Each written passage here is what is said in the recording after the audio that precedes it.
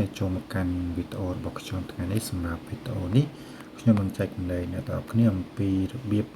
បាទបិទកុំឲ្យគេដឹងថាយើង follow អ្នកណាខ្លះបាទអញ្ចឹងសូមចូលមកកាន់ TikTok account របស់យើងមកហើយ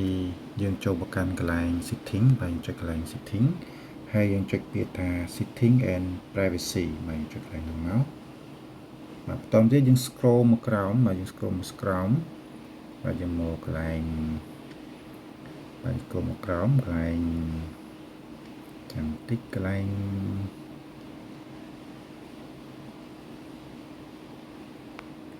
privacy បាទ privacy ហើយយើងរកពាក្យថា following list បាទ following list អញ្ចឹងយើងចុចកន្លែងហ្នឹងមកហើយយើង